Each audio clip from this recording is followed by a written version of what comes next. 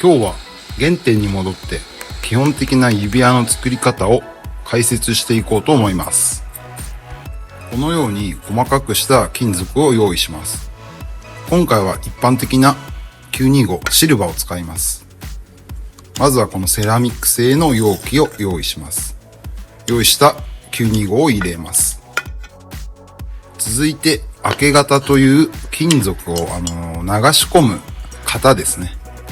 これを用意します。これはサイズを変えられるタイプのものです。これで準備は整いました。今回は酸素バーナーを使います。酸素バーナーは火力が強いので、金属の溶解とかにはとても重宝してますね。で、火力を調整で酸素を徐々に出していった方がいいですね。でないとパーンってなるんですよね。逆化するみたいで結構びっくりするんで、少しずつ酸素を出していって調整します。全体をまんべんなく熱していきます。徐々に溶けてきましたね。ここまで来たらこの放射、これを一つまみ金属の中にこう入れますね。そんでまた熱して溶かしていく感じですね。で、放射を入れることによって金属の流動性を良くしたり不純物を取り除くことができるんですよね。この放射は溶け出すガラス状みたいな感じになって、そこに余分なゴミとか不純物がついて取り除けるんですよね。で、この鉛筆の芯の太い板みたいな、カーボンみたいなこういう棒で金属をよく混ぜます。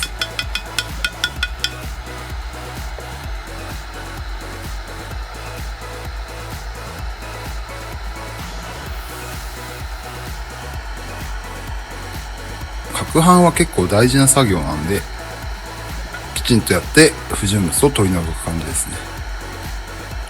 で、取り出したので次に進みます。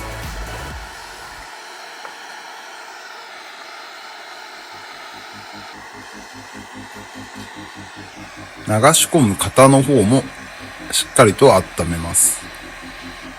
で、両方温めて金属が確実に溶けたのを確認して型に流し込みます。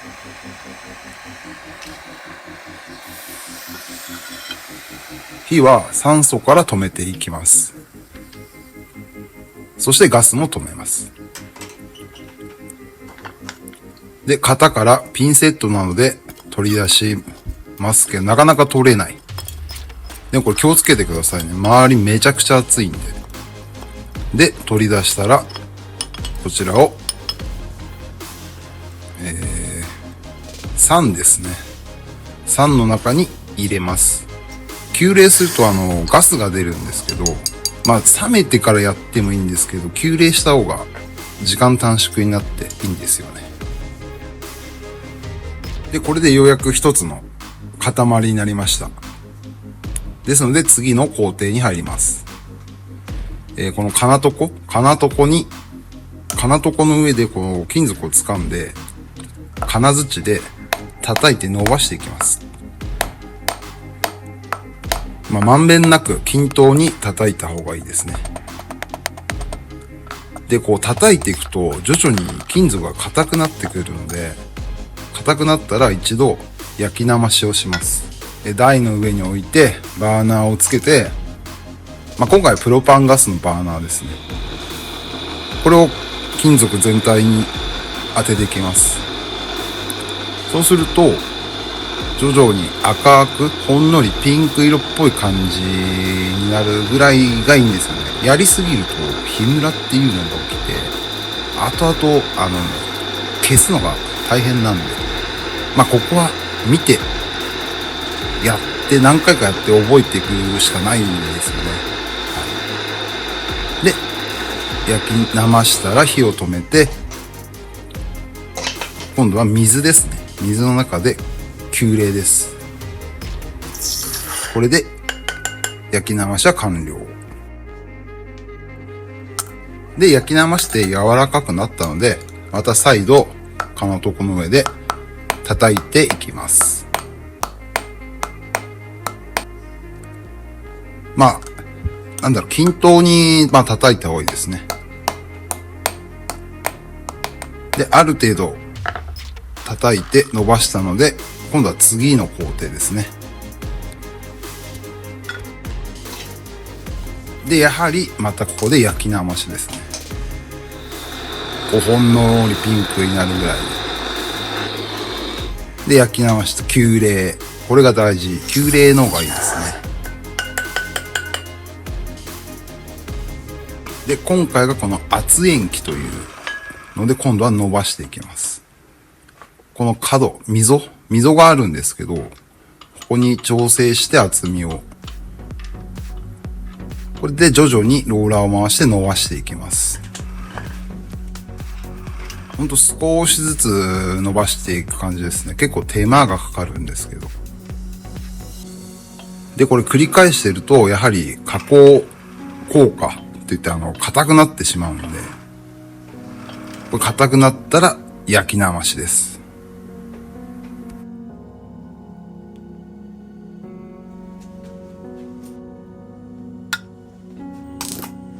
で、これはちょっと熱しすぎですね。はい。今ぐらいだとちょっとやりすぎな感じです。そして生したら、またローラーで少しずつ伸ばしていきます。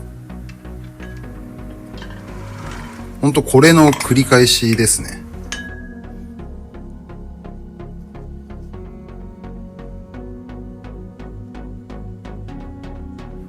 で、だいぶ硬化してきたんですけど、ちょっともう一回やってみようと強引にやると、わかりますかね？この亀裂っていうんですか？割れてきちゃうんですよね。こうなると、めんどくさい。後々ほんと大変なんで。だからやっぱ焼き生しっていうのは大事なんですよね。ほんと。横着はダメです。今回はちょっとこのまま伸ばしていきます。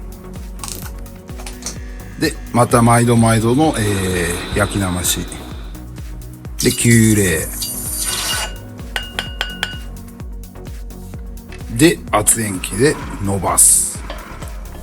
ほんとこの作業の繰り返しです。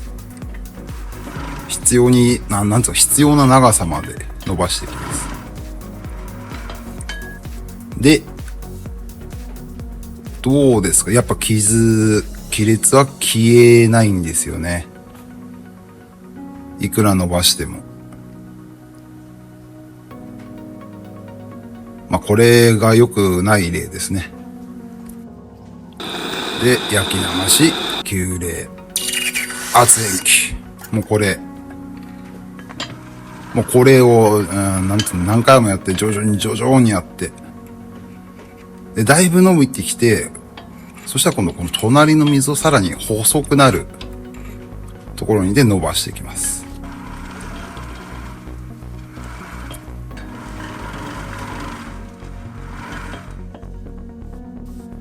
いや、だいぶいい感じに伸びてきたんで、最後、ちょっともう一回焼き生して、急冷して、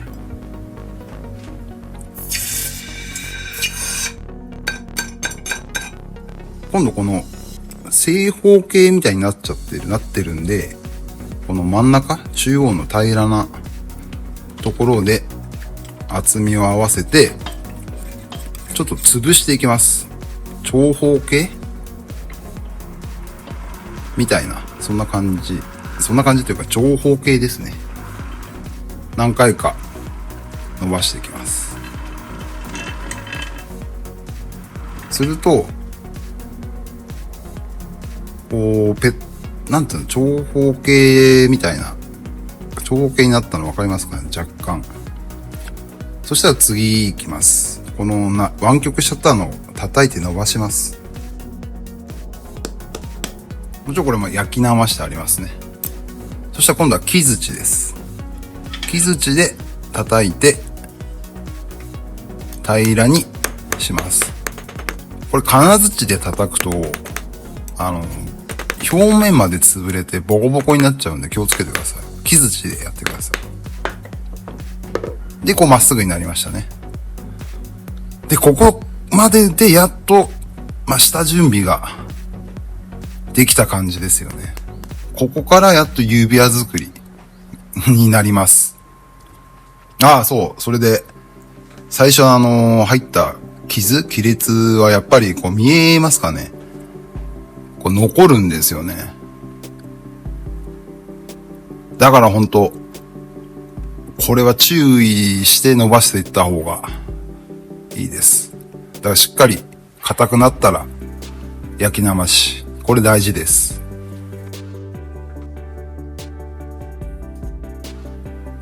で、ここからは指輪作りの始まり。まずこの端を平らにします。糸のこで。これカットルブっていう潤滑剤っていうの滑りを良くする感じです。油じゃないですけど、そんなようなものです。粉ですね。で、これを糸のこにつけて、まっすぐ端を切り落とします。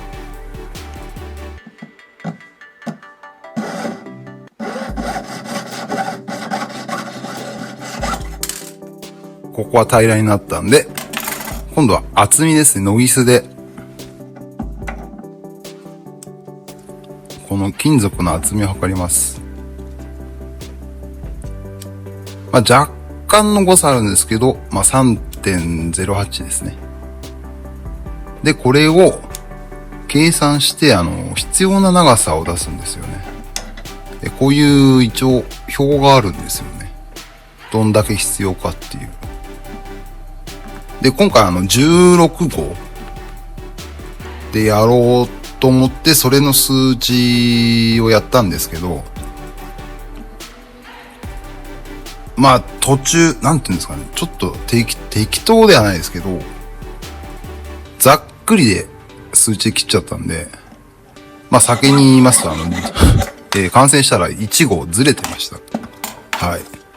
だからやっぱり、数値はしっかりとやった方がいいですね。で、こちらのこの切った、これを使って指輪を作っていきます。このままではちょっと味気ないので、少しデザインを入れます。感覚で、今回はちょっと線を軽く描いていきます。そしたら、糸のこでまず、軽く溝を作る感じで、ちょっと切るというか切り込みを入れます。で、そしたら表面を一度軽くヤスリをかけます。マジックを消す感覚ですかね。そうすると、この線が、糸のこで入れた線が見えると思いますが、こうなりますね。そしたらこの三角形の形したヤスリがあるんですけど、この角を溝に先ほど入れた切り込み、そこに合わせて入れていきます。これはそうですね。これも感覚で、深さは好みですね。これを全部入れていきます。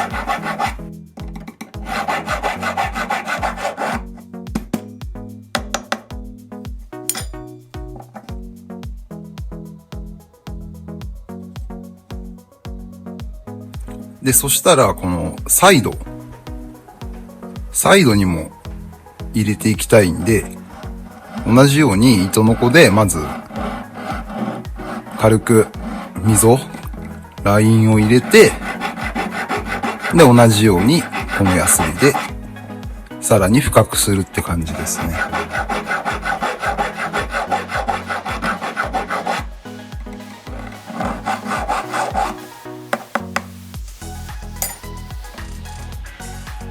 こういうちょっと螺旋的な感じになりました。で、次の工程に行きます。まずは焼きなまし。全体を温めて、水の中に急冷ですね。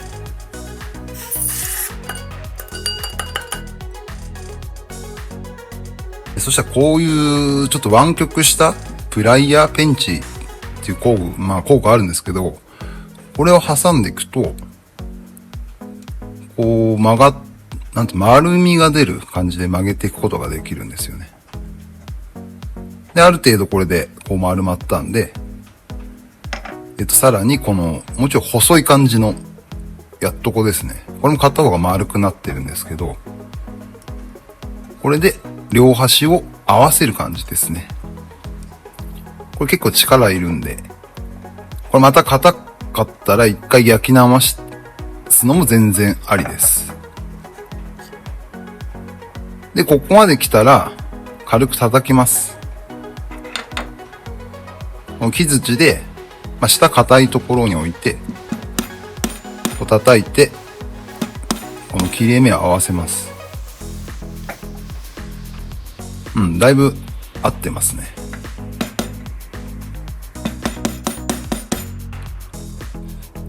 で、これでもいいんですけど、もう一手間加えた方がいいですね。この切れ目、合わせた切れ目のところに、糸のこで切っていきます。そうすると、さらにピタッとつく感じなんですよね。そうすると後々、この後のロー付けとかも綺麗につく感じになるので、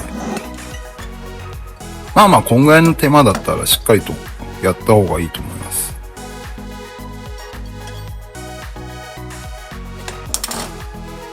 どうですかね。ぴったりと。ちょっとぼやけちゃってすいませんが、ぴったりと合ってますね。で、これはフラックスで小分けしたやつですね。これですね。このフラックスをちょっと入れただけです。フラックスは流れを良くするものですね。で、先ほどの切れ目のところにこのフラックスを塗ります。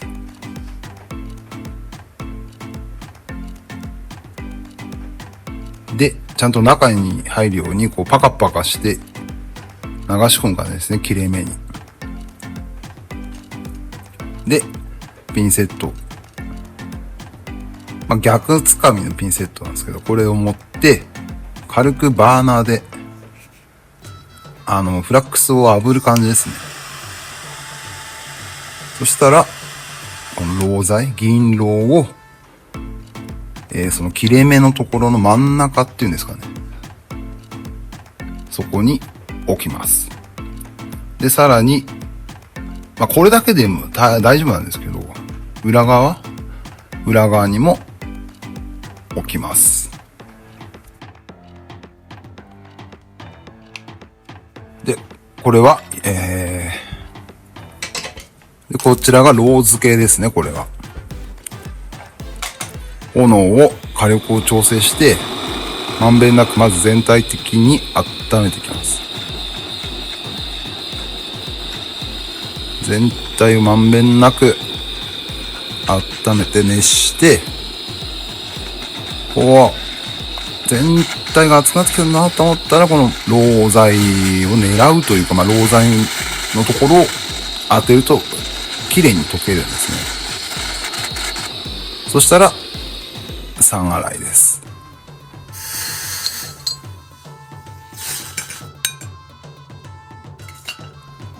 で、白くなったら3洗いはできてるんで、で、これがっちりついてますね。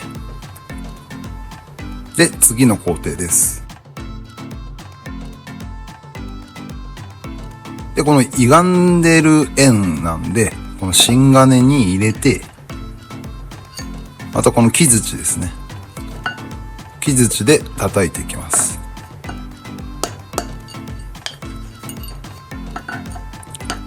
これは本当指は叩かないでくださいね。めちゃくちゃ痛いんで。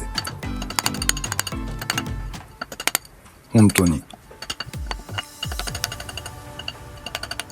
で、叩いて、一度外して、裏返して、また入れて、また叩いていきます。で、そうすると、この上から見ると、こう、均等に隙間がないか見て、ないですね。そしたら完了ですね、これは。そうすると、まあ、綺麗な円になりましたね。そしたら次に行きます。一度サイズを測ってみましょう。で、これ最初に言った通り、ちょっと1号大きくなっちゃってんですよね。まあやっぱり数値はやんないと、それかもしかしたらちょっと叩きすぎて伸びちゃったっていう可能性があります。でもこうなった時は、まあ、対処法はあるんですけど、まあいずれそのサイズ直しなのも詳しくできたらと思います。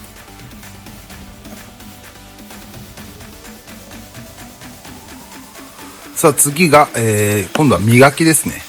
磨きの工程です。まずはこの粗めのヤスリで側面を削っていきます。これも均等に回しながら削っていき、やすっていきます。で、できたらもちろん逆の裏面もヤスリをかけていきます。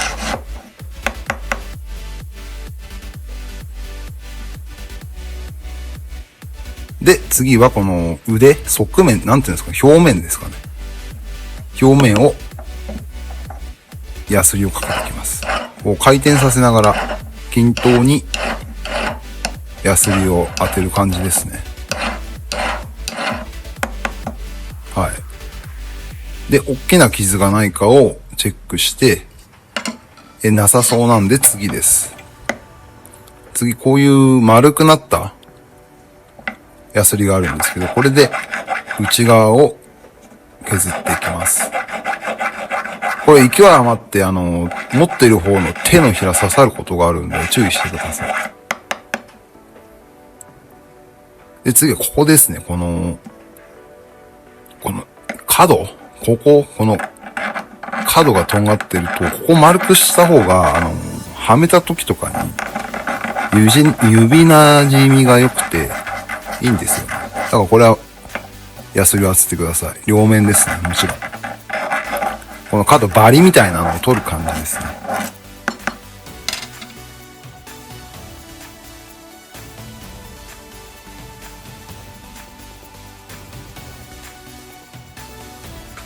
工具があまり揃ってない場合は、こういうまずヤスリをかけたら、次にもう少しちょっと目の細かいヤスリで磨いていって、で次はさらに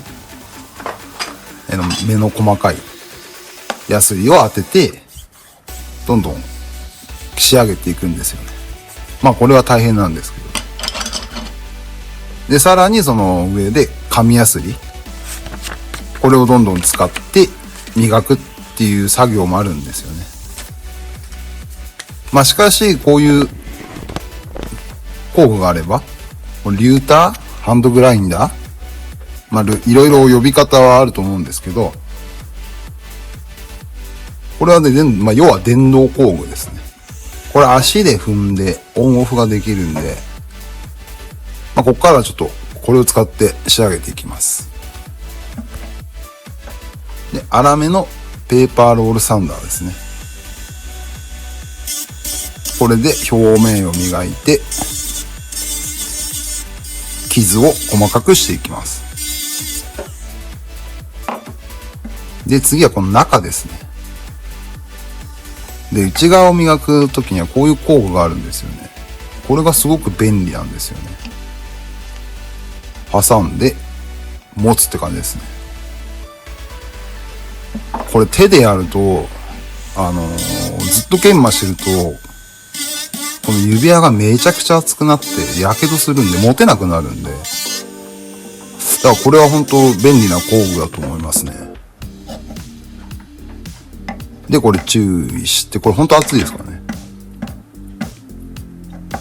で、次はこの、側面ですね。まあ、側面も、これ紙やすり、平らなところに置いて、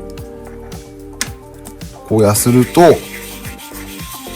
まあ、ムラなく綺麗に平らにやすれますね。磨けますね。はい。まあ、こういうやり方もあります。で、少し目の細かいヤスリに変えます。で、これも同じように、表面を磨いて、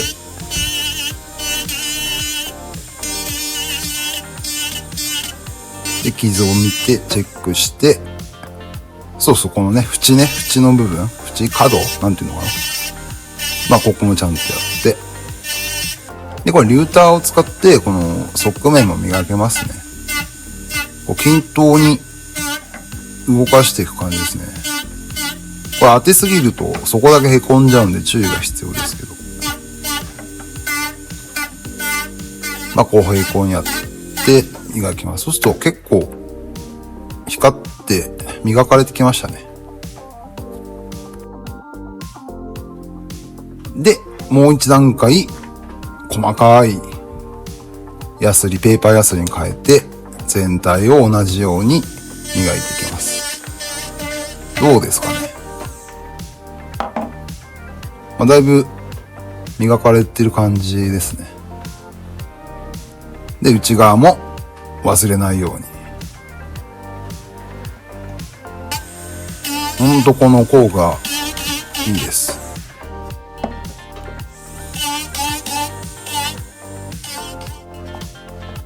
で、次はこのバフですね。豆バフ。これを流体につけて、この研磨剤ですね。これも研磨剤もいろいろあるんで、これ粗めの研磨剤ですね。まず。これをつけて全体を磨いていきます。で、このバフで、この溝もしっかりと磨いていきます。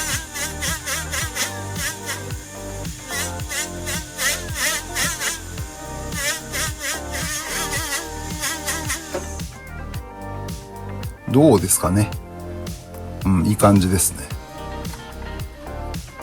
で、この今度表面というか上のこの角。まあ、ここはデザインとかによりけりなんですけど、まあ、エッジが欲しい場合はまあやんなくていいんですけど、今回ちょっと丸みを出したかったんで削ります。で、厚さに気をつけながら内側磨いて、で、側面。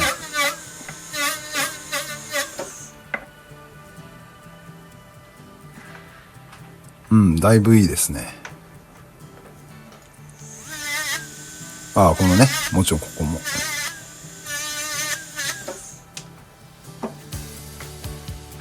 光ってきてますね。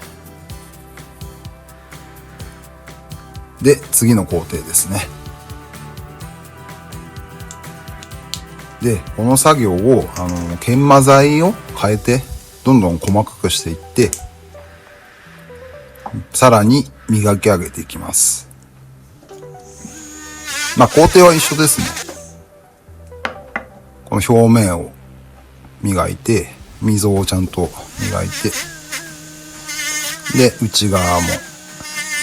で、これね、こう、縦とか横とかから当てるといいんですよね。同じ方向だけじゃなくて。で、ここまで磨き上げたら、今度この布かなんか引いて、傷がつかないように置いて、この側面ですね。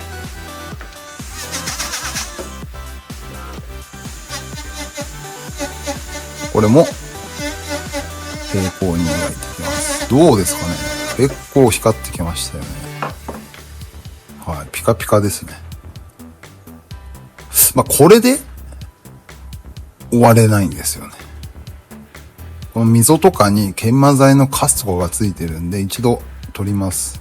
これは超音波洗浄機です。メガネ屋さんとか、店頭の前にあるとこもあるのかな。それのちょっとパワーが違うんですけど、それで研磨剤を落としていきます。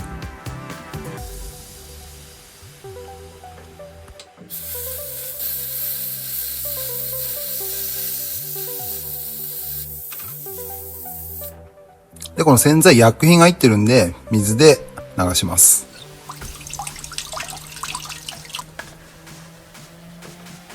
で、軽く拭き取って水気を。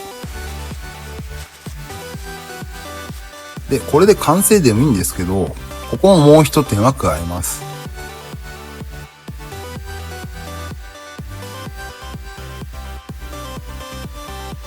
この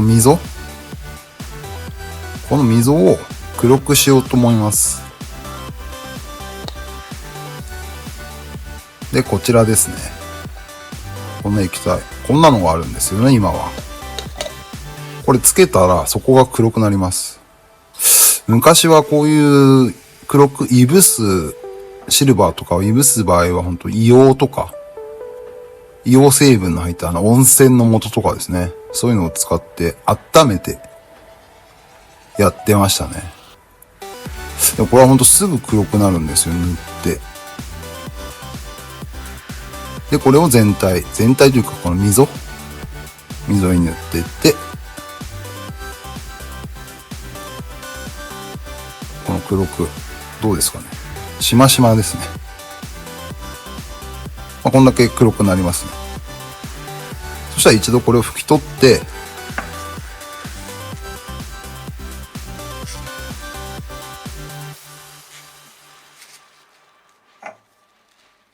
この後はもう最終章ですね。最後ですね。このはみ出て黒くなってしまった部分を最終的な研磨剤で磨いていきます。全体も磨いていく感じですね。で、はみ出たところをもう取る感じです。あんまり溝を当てすぎちゃうとそこまで取れちゃうんで意味なくなっちゃうんで、そこは気をつけながら全体を磨いていきます。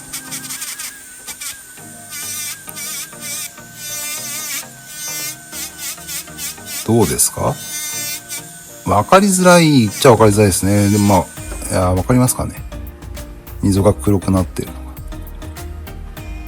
で、これをまた洗浄機に入れて、バフのそのカス、粉とか、そういうのを落としていきます。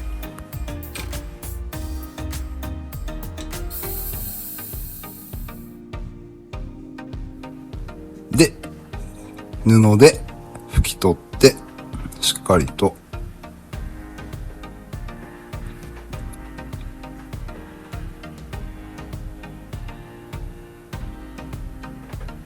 どうですかね。これで完成ですね。刻印を打ちますね。これ925。今回シルバーなんで925。これをこの内側にグリグリグリグリっと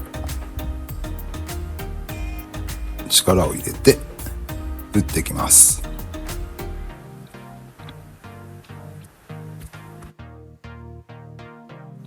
すると見づらいと思いますが、この925っていう刻印が入りました。これで本当の完成ですね。